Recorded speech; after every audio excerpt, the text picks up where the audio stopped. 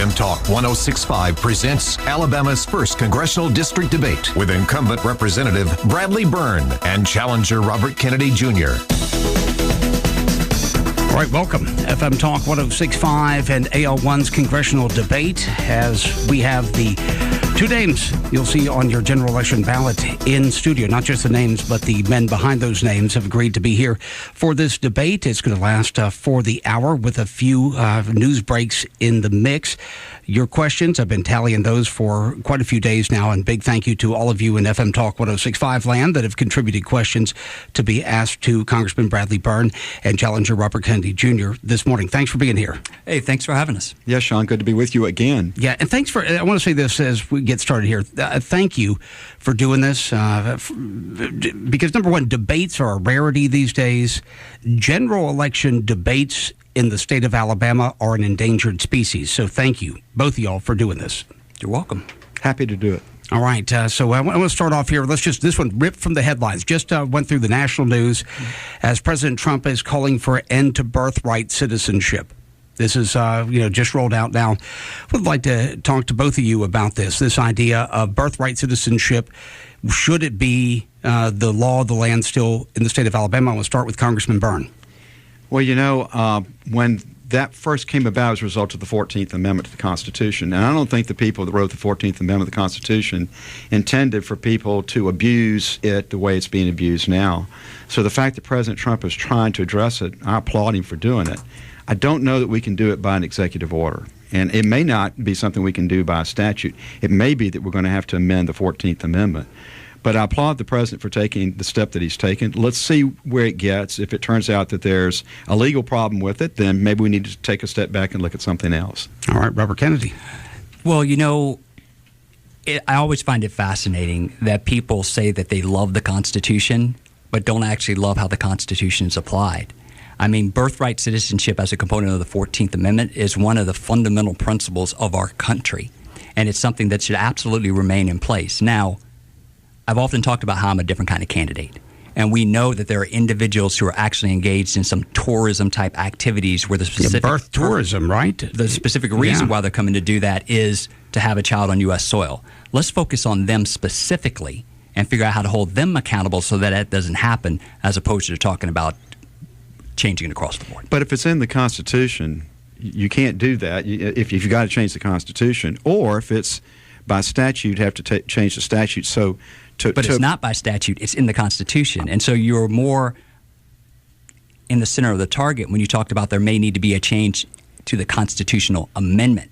And if someone wants to go through the amendment process, then we can have a conversation about that. It should not be a conversation. I think it may have to be a constitution. I'm not a legal expert in this area, but we have people who are abusing it. And I think we need to do something about the abuse, and that's what the president's trying to do it. Whether he can do it by executive order or not, it is a legitimate question.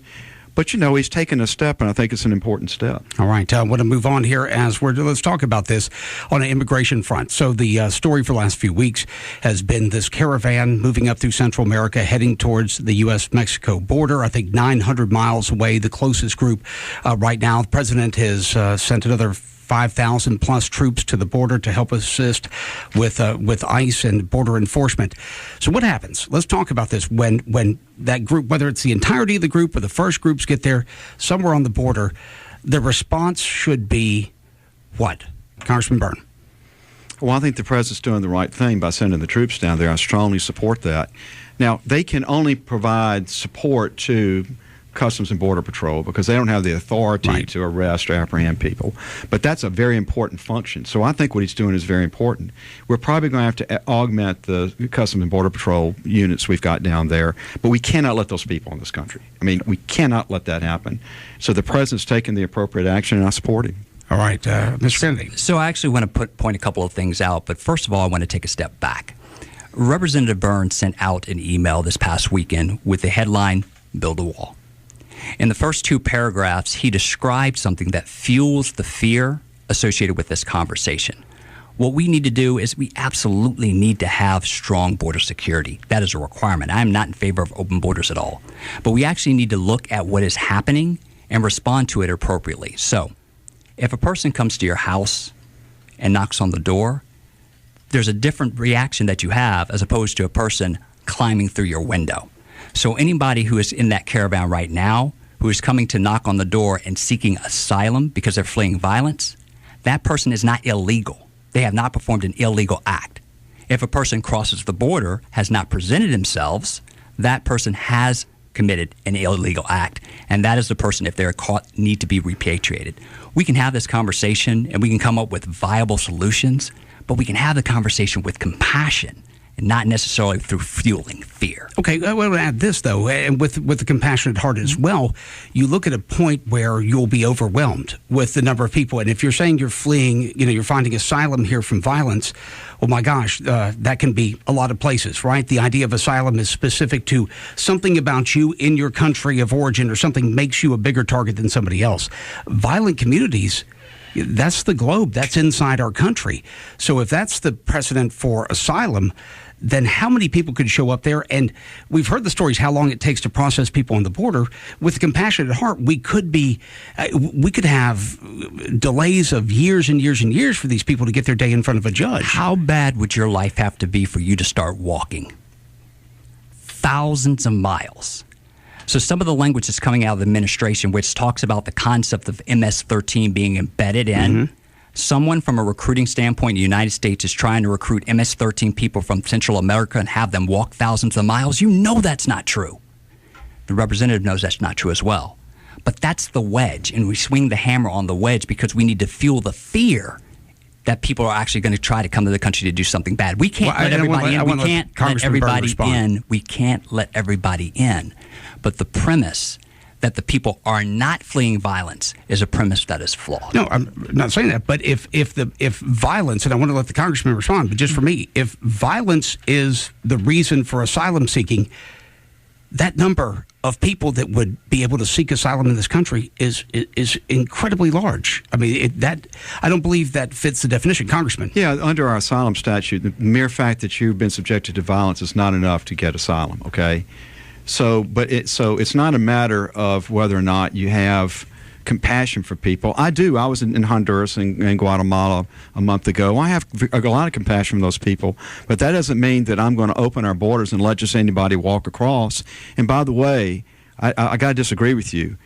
I do believe that there are gang people in this group of people coming up, and we've got some information to that extent.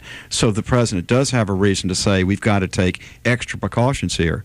Look, I think we should build a wall. I've been very clear about that. I support the president on that. Not because I'm trying to be mean, but that's the means by which we've got to enforce the laws of the United States and not let people cross illegally.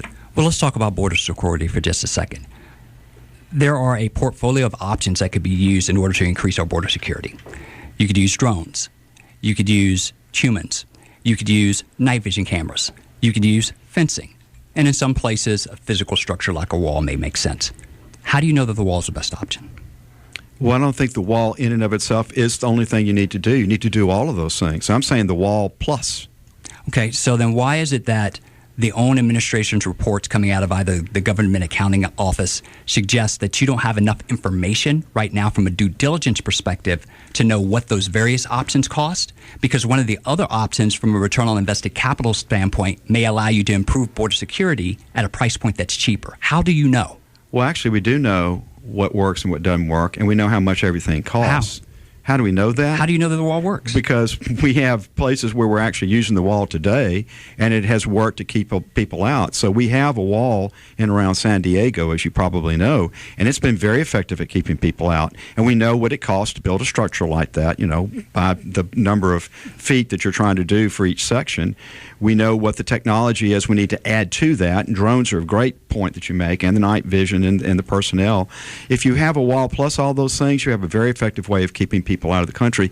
And if we keep them out of the country, that solves a host of problems. You don't have to worry about separation of families and all that stuff. Mm-hmm. Keep them out of the country. If they want to knock on the door, as you say, let them knock on the door. Okay. But don't let them come here illegally, because knocking on the door means you go to your embassy. But if they come to the border and they present themselves to a border agent seeking an asylum, they have not committed a crime. Well, if they cross over the United States to do so, they have. They've got to go to our embassy in Tegucigalpa, Guatemala City. and say, I'm applying for asylum. There is a process to work through that in our embassies. These people have chosen not to do that. They've chosen to break our law to come here. This particular group hadn't done it yet because they're on their way, but they stated their intention to break our laws. And so when you have a group of people from another country who have said, I am going to break the laws of the United States, we have to take proactive measures to stop them from doing that. But why do we have to have this conversation with language that's so reprehensible? Where is the accountability as an elected leader to hold people accountable for using poor language or suggesting things that cross the line? Well, I'm going to stop both you men here because we're running the news break, because if poor language is going to be what derails any debate, then Washington Sean, should have been derailed. I'm talking to the congressman. This isn't about your commentary. Yeah, this is no, it's not. I'm not taking it as mine. I don't think it's reprehensible to talk about defending the borders of the United States. Coming right back. More of the AL1 congressional debate. Got more questions. We're going to bring it right back home to AL1 too. Got a question from Milry coming up next. And, of course, a series of questions from y'all right here. All Mobile County, Baldwin County, Washington County, all through AL1. Questions are coming in. And also, gentlemen, get ready. Speaking of congressional districts, what happens if we lose one in the state of Alabama?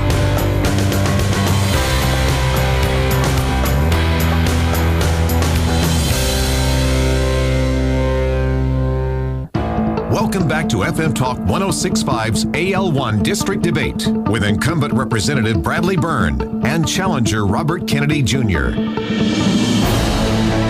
Welcome back. And we continue this discussion, and it's also live streaming on Facebook.com/FM Talk 1065. Hello, Facebook. And you can watch it there, of course, and listen to it right here at FM Talk 1065. And the podcast will be available as well after about 9 o'clock this morning. And something that the Facebook watchers heard y'all just talking about, and this is important. This is what I was talking about on Facebook a second ago, too, is that the fact you're sitting here doing this debate. This means a lot. Not the specific politics of either side, but the fact that we have we have big disagreements, but you have two candidates here that are respectful of the process, respectful of the debate, and respectful of the system that I think does more for the voter when we get to hear all ideas instead of just being shouted down. So a lot of respect to both of you for sitting down and doing this. Thank you. Yeah, I just wanted to make one comment on this. A lot of people were asking, how was it that I was able to get Representative Byrne to do something that a lot of other people weren't able to do? And I said, I just asked him. I didn't do it in the media. I didn't do it on social. Y'all just went talked? up to him and I asked him if there was an opportunity for us to get in the same place at the same time, because I thought from a leadership by example standpoint that those of us in Southwest Alabama could be the ones to lead this issue. Well done. And Sean, let me just say this. I wish the national news media would cover the times when what is happening right here happens in Washington. So these sorts of discussions happen in Congress all the time, and in the manner that you're seeing it right now, but the national news media won't show it to you. Right, because they want man bites dog. Yeah, I mean, if I called Robert a name, that's a story. Right. If we sit here and have this really rational discussion with big differences of opinion, that's boring. But it may not be as sensational. I understand that, but it also, if we're going to lead from example, and the greater discourse going on in our republic, then this is the example. This is the example. It is the example, but I want to pull that thread a little bit further. One of the things the representative has talked about, and I know he's told this story before, of him in a bipartisan way working with another member of the Alabama delegation that the cameras followed around, and when they didn't see anyone fighting, then they didn't cover the story. Along the same lines, when folks talk about what it means to be a Democrat, they're thinking of the definitions that come out of the national media. Mm-hmm. They're not thinking about those of us here in Southwest Alabama who grew up all with the same values. That doesn't get covered. And so one of the things I also think is important is that we're able to present ourselves as a different kind of Democrat than what folks assume coming out of other parts of the country. And that's good. And it brings up so many other questions about things going on inside the Democrat Party. But I want to stay specifically here and run through these questions here. I want to get Jeffrey and Milry asked, what can be done to help Washington County? The county is in serious trouble with no growth and losing one of our major tax sources. So what do you tell a rural county? I think I would have got 2 stoplights now. I love it. I've spent a lot of time in Washington County, but I think 2 stoplights in Washington County, and people are looking probably to stay there and be employed. Well, Washington County is like a lot of the rural parts of Alabama. It faces a lot of challenges in a modern economy. But I got to say, Washington County's done a better job than a lot of counties. They do have a number of large employers there, and they've done a good job of not only retaining those, but helping to build the employment base. That ultimately, for all of our rural counties, Washington County, Escambia County, Monroe County, Clark County, the ones in my district, ultimately, we have to do a number of things to help them. We got to work with them to help them keep their rural hospitals. That's critical. Secondly, a lot of them don't have broadband, and they've got to have that to be competitive. Third, and this is something they have to do, we can help them, but we've got to improve education out in the rural parts of Alabama, because the jobs we're creating in Alabama in the 21st century require higher levels of education and skills than we've normally thought of. And we have to have good, strong education out there so that the people in those areas have that education, those skills, so that they can go get the jobs, and then therefore we can create the jobs in their area. So you have to do all of those things. And ultimately, as a congressman, I have to work as a supporter for local officials. I can't do it for them. Right. But I do a lot of that. I spend a lot of time in places like Washington County. I love going to Chatham. The people in Chatham have been so nice to me. And McIntosh and Milry, and places like that, that's where real people live, and they have some real problems, and it's my job to support the local officials in trying to address them. All right, Robert. You mentioned McIntosh. My wife, Aquilin, and I were actually up in McIntosh this past Sunday. We had the opportunity to speak in church. And you want to talk about some really, really nice, wonderful people up there. While we were going to church, we actually got lost. The church is at a corner where you can't really see it from the road. So we ended up driving to the local police station, knocking on the door. And one of the officers came out. He didn't know where the church was, so he called dispatch. And then we got a police escort to church. So what a wonderful thing. This is one of the areas, I don't have any disputes with what the congressman said on this. You need to have infrastructure. You need to have good education. The one thing that I will add that was not mentioned is we have to be very protective of the environment. One of the things that I heard as I was talking to people after church was that there was a chlorine leak at the Olin chemical plant, if I'm saying that correctly, earlier in the year. And there were a lot of concerns that they may not necessarily have gotten the visibility. And they are really, really concerned about the long-term implications about exposure. So if there is one area that I think we also need to make sure of is that we're protecting the environmental interests of the citizens in that part of the state. Doesn't that kind of go back to what you were saying about broadband and other opportunities? Because so many of the jobs in Washington County are going to be at a chemical plant, or they're going to be in the timber industry. And listen, I got Ken and all this stuff. So so it's not anti, but it's the reality is there are fewer and fewer of those jobs. And there's going to be more and more environmental regulations, as I think most people would agree. So there has to be other kinds of jobs, right? Yeah. And we can create other kinds of jobs, like the new business that's moved from Canada Lock, Stock and Barrel to Monroeville that makes the cardboard packaging for craft beers. Or the new high-tech IT business that we've got going in Bruton right now that has about 70 employees. Every one of those employees, by the way, are local. So they didn't import a bunch of real smart people from other places. They took real smart people that already live in Bruton and gave them the sort of education and training to do those jobs. So you got to think outside the box. But you have to start with the greatest asset you got in that area, in those areas, and that's the people. I had CBS News follow me around a year ago doing my town halls in those rural areas, and the last place we went to was Wagerville. And at the end of it, the CBS crew turned to me and said, "These are the nicest people. Even when they disagreed with you, they were so nice." And I said, yeah, that's kind of how we roll down here. So we start with the great people we have in those areas. But they do need, and the environment is very important. And if we've got violations of EPA or ADAM rules, then we have to make sure that those are rigorously enforced. Is there a way to, but there's got to be a balance, because just saying right now that, no, we're going to crack down and these businesses can't exist, we need those jobs. So, I mean, Sean, you're trying to create conflict on an issue that we don't have a conflict on. Well, I'm not trying to create. You got other stuff on your list. I'm not trying to create conflict. That's not what I do. By the way, one of the great businesses in Washington County is the only site in the world where they make Splenda. Yeah. It's a Tate and Lyle facility. So wherever I go, all over the country, if I can find that yellow package, I pull it out and I show it to everybody around the table, and I say, "Do you know where this is made? It's made in my district in Washington County," which just goes to show we can produce anything. We can produce high-tech airplanes, high-tech ships. We can produce Splenda.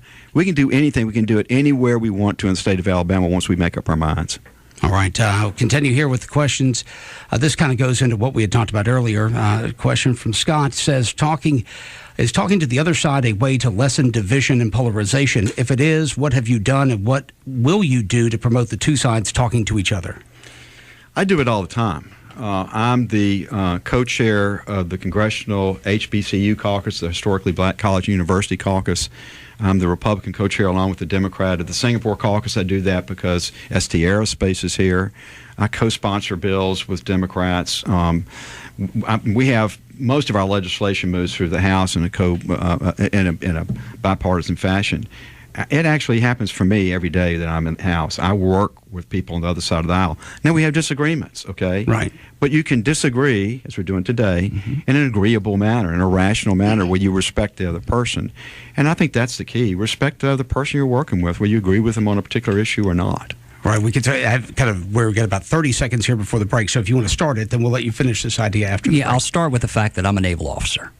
I'm a 1992 graduate of the United States Naval Academy, and my responsibility is to take care of sailors.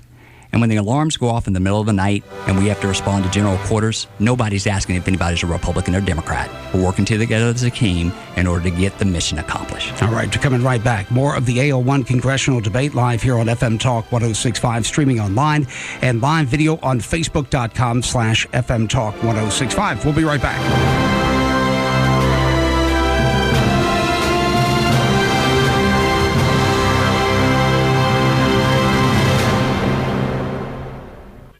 Welcome back to FM Talk 106.5's AL1 District Debate with incumbent Representative Bradley Byrne and challenger Robert Kennedy Jr. All right, we continue now with the AL1 congressional debate. And when we went to the break, we had talked to the question about working across the aisle. The congressman and was talking, even if those of you watching on Facebook, what goes on more times than not in Washington. If you're elected, how do you work across the aisle, Robert Kennedy? Well, I lead by example, right? And what I wanted to pick up on as you ended the last segment is that I've been functioning during the campaign season the same way that I intend to function when I get to Washington. So the congressman knows that when he and I first met and the first time that I had the opportunity to ask him a question, I thanked him for the number of town hall meetings that he has. He has a large number of town hall meetings compared to other members of Congress. We also went to 13 of the 15 town hall meetings that he has had here over the last couple of months. And the reason why my wife and I went to all of those meetings was we wanted to hear what the congressman had to say, but more importantly, we wanted to hear what the crowd was asking him. And then whenever the sessions were over, we went up to the people in the crowd who asked the congressman questions, and then we continued the conversation. I believe that the only way that we're going to have more bipartisanship is if we actually proactively talk to each other.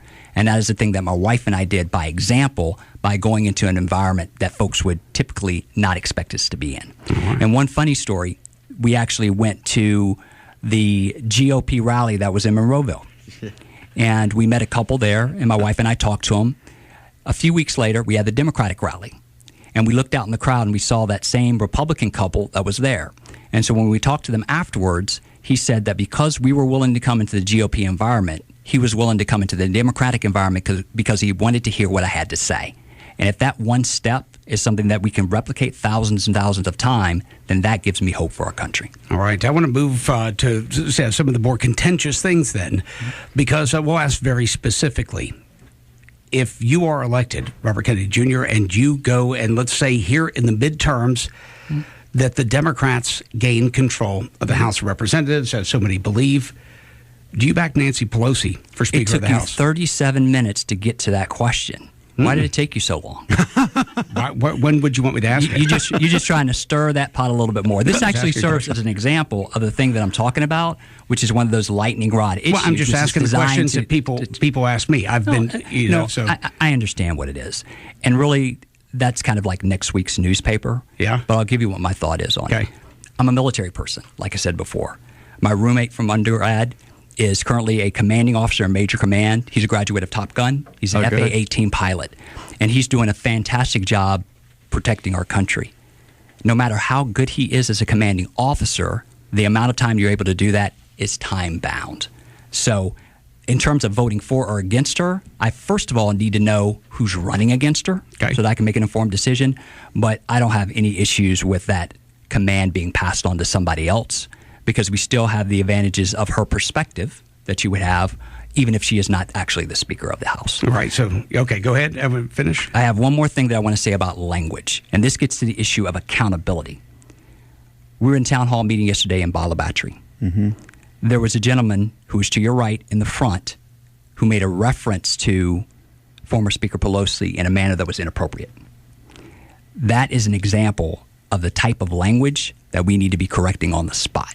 Now, I know you didn't say anything, but I just wanted to use that as an example of when we interact with constituents, we need to hold them to a standard of discussing things appropriately. And I think you heard me say that I'm not going to refer to her in the way that he referred to her, because I agree with you. I don't think it was appropriate. I will answer that question very clearly. I will not vote for Nancy Pelosi for Speaker. Figured, but I'm not going to let you get off that easily. Yeah, that's okay. So say Paul Ryan leaves. Yeah. Where do you go? Who would you back right now as Speaker of the House? I promised two men. Kevin McCarthy. I promised Jim two Jordan? men that I would sit down with them after the elections and let them make their case to me. One is Kevin McCarthy, the other is Jim Jordan. They're both good friends of mine, and I want them to make their case to me. The reason I didn't commit to either one of them beforehand was I told both of them, I want you to take the energies that you would pour into convincing me to vote for you to go out there and get people to vote for our candidates so we retain our majority.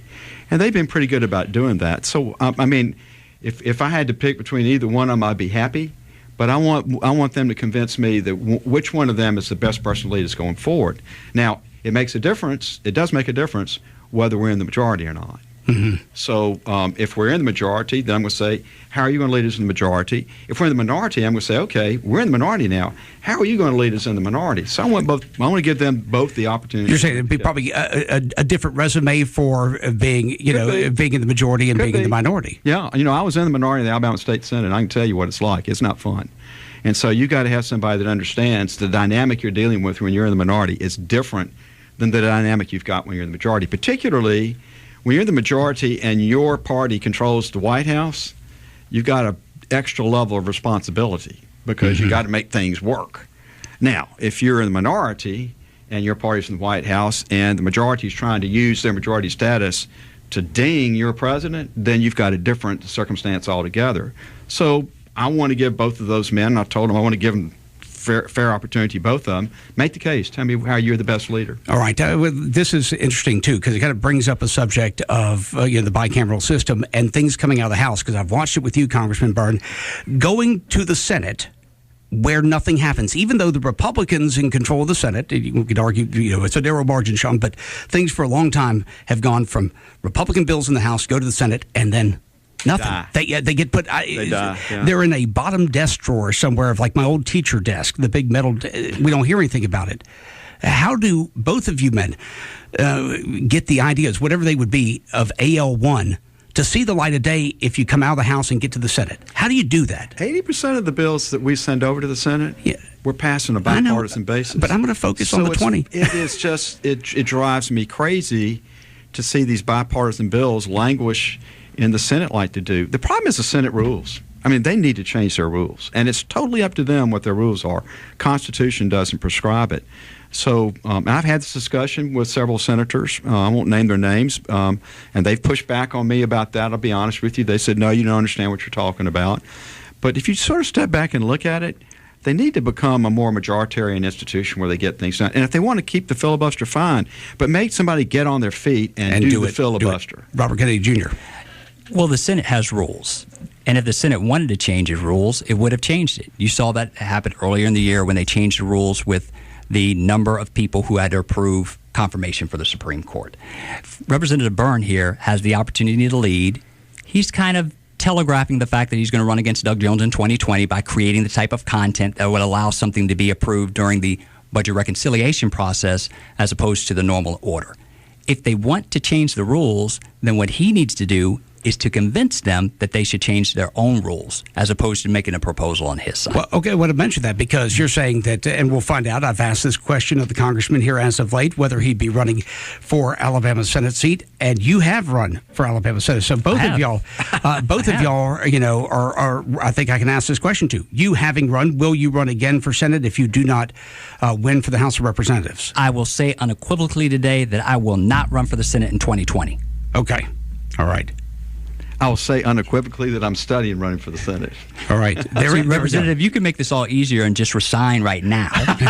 And not going to do that, Robert. You could have a couple of years to run for the Senate. No, I'm not going to do that. I'm running, and I'm going to intend to serve the full 2 years of my next term. Looking at the Senate just from as a citizen's perspective, we used to and still do to a large degree punch above our weight class, right, in the Senate. Obviously, with Senator Shelby and head of appropriations and all that, and we had, when Jeff Sessions was still the senator, we had such a senior delegation in the Senate and got a lot of things done.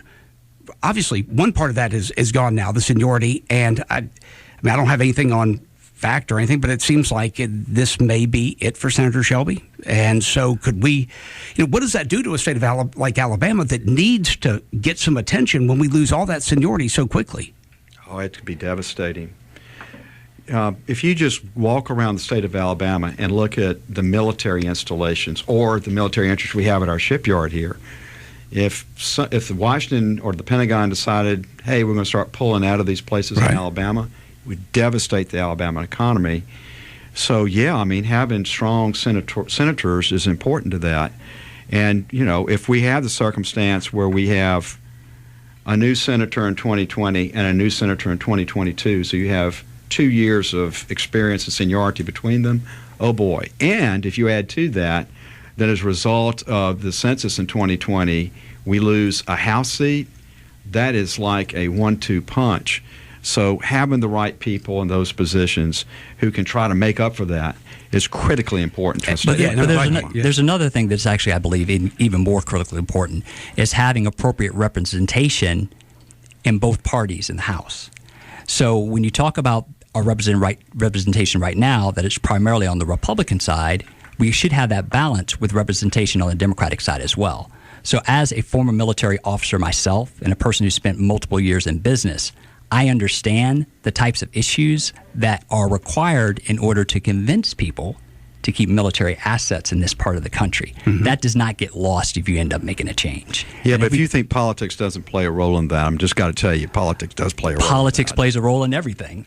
I want to ask this before we run to the break here, because this is you mentioned it, and this was one of my questions here. So we could go from 7 to 6 congressional districts in the state of Alabama. People, and I've talked about this for a year or so, and it seems like people are just waking up to this possibility. Number one, what does that mean for AL1? Have you heard? Where would we grow AL1? How would it be taken in? And number two, the process, the argument's been made by the Attorney General's office and others that this process is flawed because of the data being used to decide the populations that are growing and the populations that are not. And in taking in people that are not legal residents of the United States as being part of the citizenship of the country, right? So you're going to get representation for the number of citizens. This gets into some semantic legal arguments, but I think it's one that bears out in real world situations like Alabama possibly losing a congressional district. So what do we do here? Do you believe that this is flawed methodology leading to this, and what can be done, or what can be done without the flawed methodology? I think there is flawed methodology for counting non-citizens. We should only count citizens. And I do think Alabama could be hurt by that because that would favor states like California. And so I strongly support the litigation that's out there right now, but I would like for us to fix it statutorily as well. So I know that the president wants to only count citizens, and there's litigation going on against that. So we're going to let it shake out in the courts, but I wish Congress would act in the meantime. Okay, because people need to go read the language there, too, and understand why there is some confusion, right, to what the founders meant. I personally don't think there's confusion by the way I read the language, but you can twist things around and get, you go forum shopping and get a judge to say, yeah, I agree with that. Then we got to wind our way all the way up to the Supreme Court. I think I know where the Supreme Court's going to come down on that. I think they're going to say you can only count citizens, but I worry how long it's going to take for us to get there. Okay. Yeah, I actually think that we need to have as much population as a state as possible. We want our congressional delegation to be as large as possible. There's a subset of non-citizens that I think should be made citizens, and this should be happening relatively quickly, and those are the DACA community. So these are the folks who are brought to the country through no fault of their own by their parents. And one of the wonderful things about our country is that we don't tend to hold children accountable for the actions of their parents. There's a sailor right now somewhere in the world that joined the United States Navy as a result of the DACA program. And that individual, when they leave with their honorable discharge, should actually have citizenship immediately. And when you're talking about the larger DACA class, we can have a rational conversation about whether or not their path to citizenship is short, medium, or long, but they should definitely have a path. And all of them should be included as citizens while we talk about everybody else. All right, coming right back, and we're going to get some closing thoughts from both of y'all here for the AL1 congressional debate. Congressman Bradley Byrne and Challenger Robert Kennedy Jr. in studio, and we will return in 2 minutes.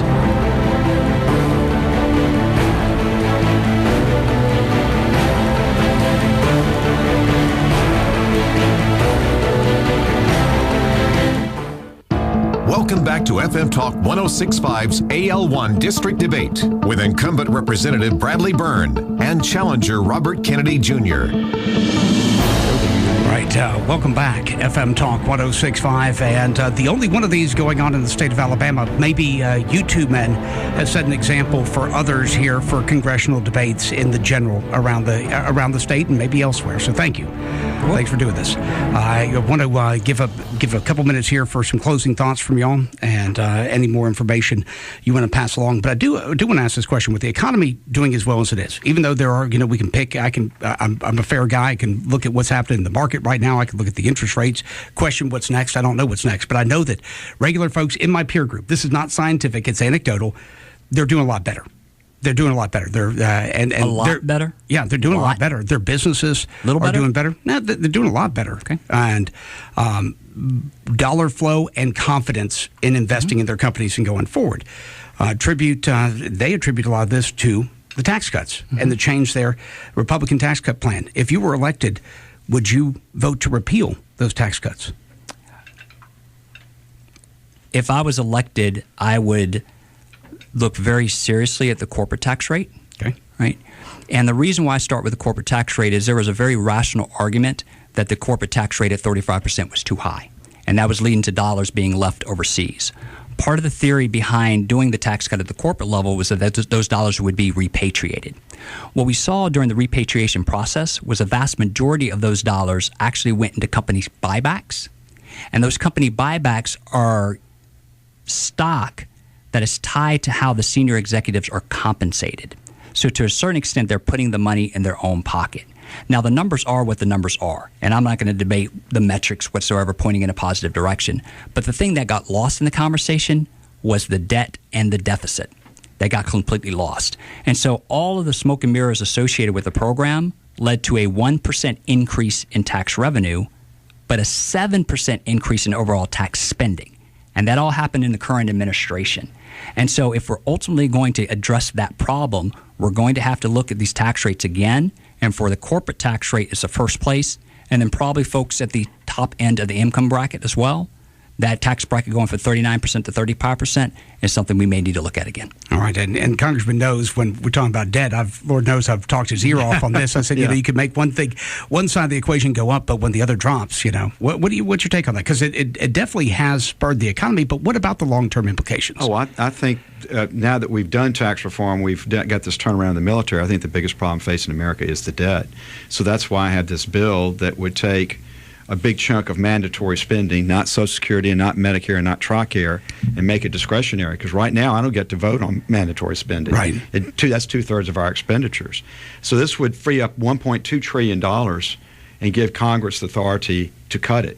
And I think we need to cut that $1.2 trillion and hold back our expenditures and the present discretionary money. If you do that, with the tax revenues increasing along with the economy, you can balance the budget. We did in the 1990s. We could do it again. All right. I hope you're correct there. Any closing words, Congressman Byrne? I want to tell you what an honor it is to be in the same room with Robert Kennedy Jr. I really appreciate him as a person. by the way, I appreciate your service to our country and the United States Navy. You can see he's a gentleman, and he's a very smart, well-informed person as well. And so it's just an honor for me to be with him. It's an honor for me to be with you. And it's an honor for me to be with the people of this district. I mean, I've been in this job now for 5 years. And what a wonderful group of people I get to represent. And you're one of them. So whatever happens next Tuesday, you and I are going to be friends for the rest of our lives. And I'm glad we've had this opportunity together. Closing thoughts. I appreciate it. I actually want to make one policy reference before we're done. Standing behind you right there is my wife, Aquilyn Kennedy. She had a stroke at 18 years old. She's a 3-time survivor, 2 heart attacks and a stroke. Those are all pre-existing conditions. She was actually sitting in the Oval Office when the precursor to the Affordable Care Act was actually signed. And when you think about the aspects of the Affordable Care Act, it needs to have some work. But one of the things that we cannot have is a situation where pre-existing conditions are not covered, because my family depends on that for her to stay alive. And so my ask of you is, as you go back to Washington and continue to work through these issues, make sure that whatever policy ends up being enacted, it is one that continues to protect folks with pre-existing conditions, because we know from the business side, there is no private sector solution that can make that customer segment profitable. And so if you do anything, more than likely, the private industry will price individuals out of the market so that they cannot actually do that. So if you could keep that in mind, I would appreciate it. You have my commitment on that. Okay. And the other thing is, we have just about 30 seconds here. So right. The other thing that I wanted to mention is that I'm an American, and I love my country as much as you do. And the reason why I decided to enter the campaign for office was to protect the citizens in this area, including the citizens in 8 Mile, Alabama. And so when it comes to the issue going on in Pritchard right now with the fire truck, if there's anything that you can do to help us out, I would certainly appreciate it. You have my commitment on that as well. There we go. Robert Kennedy Jr., Congressman Bradley Byrne, thank you for your time. Thank you, gentlemen. Thank you. All right. And we'll talk more about this coming up on Midday Mobile today at noon. Laura Ingram Show is on the way next.